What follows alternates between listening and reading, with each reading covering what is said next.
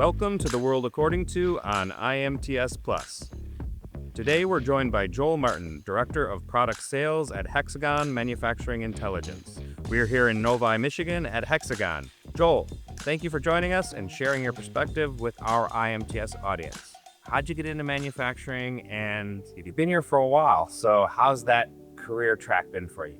Very few wake up in the morning and go, you know what? I'm going to live in quality. That sounds like a good place to be. I went to school for electrical engineering, came out, and I started with Leica Geosystems, which is a portion of Hexagon, working on electronic repair for things like GPS receivers and satellite sensors. And in that progress, I had the opportunity to come and work in this little emerging metrology sector that for Leica was brand new. This is back in, mid to late 90s. Laser trackers had really just hit the market, and I came to work on the laser tracker group, and it was fantastic. It was an opportunity to really get involved with something that was at an infancy state. And in that product, I've worked from service to support to application engineering to product development to R&D. It has been a really fantastic journey. This year actually is my 30th year with Hexagon, going back through the acquisitions.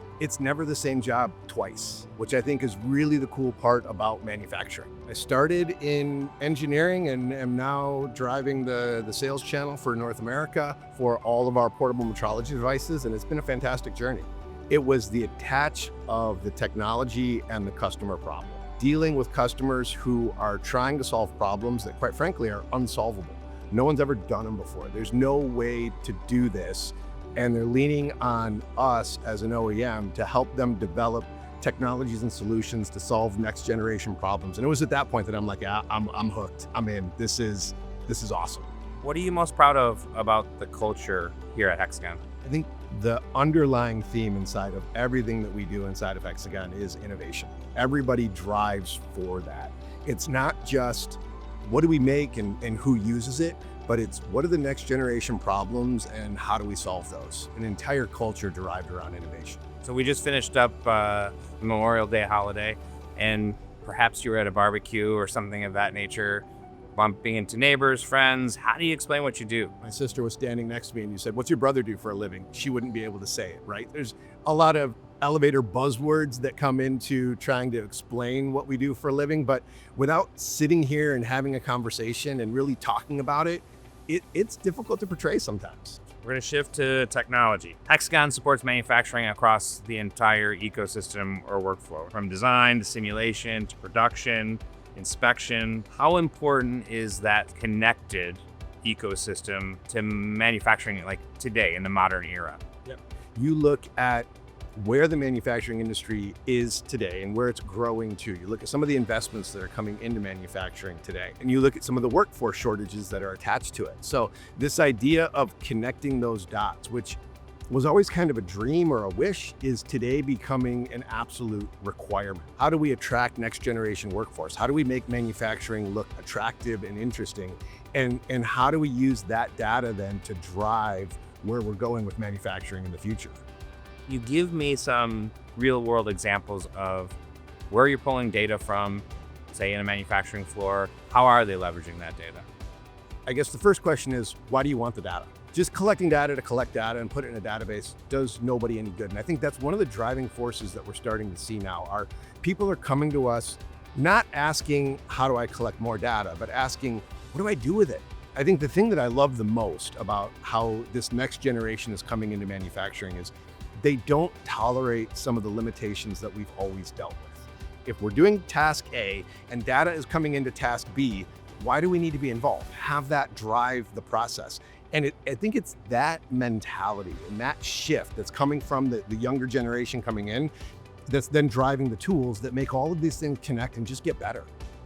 And we're looking at manufacturing as a whole. Where are we in that continuum? I think if you look at some of the indicators that we have, PMI is higher than it's been since 2022, right? You've got something like 1.7 trillion being invested in manufacturing in 2026, yet all of this capital drive, it's almost trying to buy our way out of where we are today. And the labor side of it is something that is still trying to catch up. Some of the tools we just talked about that The training for this next generation hasn't caught up to the tools that need to drive that. You're kind of caught in this dichotomy. We have a huge demand right now. We have the technology that can do what needs to be done. We have a young generation coming into manufacturing that is eager to solve problems in new and exciting ways. Now we're really just trying to connect the dots to bring all of these systems into connection to make it work for the operators, to make it work for manufacturing. So rather than forcing tools to go into manufacturing, we're driving manufacturing around the tools we're developing.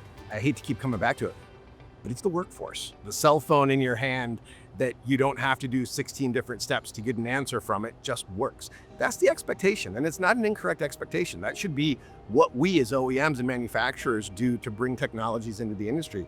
They should just work. We need to be better, and it's one of the things that I mentioned, Hexagon having that core innovation culture. Everything that we do is around trying to take some of the mystery out of the measurement and the metrology world. What would you predict for your products or services? I think it hinges all around empowering solutions to be embedded and automated in ways that they've never been before. How do we make the solutions so that you don't need to understand the underlying metrology side of this or the underlying manufacturing part of this? You just need to understand the core technologies, the solution that you're trying to solve, and let us worry about the rest. You have a breadth of product and you have a breadth of customer base.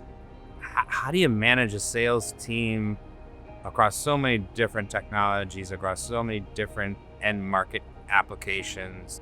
When I was first suggested that I should move into sales, I fought it and was like, nope, I'm a technology guy. That's not who I am. It's not what I do.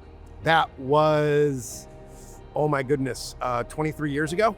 And I've never looked back. Not just trying to peddle an artifact or say, hey, the new one is blue, the old one was red. You really got to see the new blue one. We're solving problems. And I think at all levels inside of Hexagon, at every sales entity that we have, all of our salespeople are engineers. They're all problem solvers. They are working collaboratively with our customers and our clients to identify, what are you doing and how can we help? And what does that help look like? Rather than, hey, what do you need? It's a true enjoyment of the technologies that we manufacture and being able to stand behind a product that we're immensely proud of and working with a customer base that's doing things that people, some know about and some don't, but are super, super cool problems to try to solve. It keeps you motivated. What, from your perspective, is going to be the theme of IMTS 2026? If I had to boil it down to a single word, I would say collaboration. And quite honestly, it's one of the reasons that I love IMTS.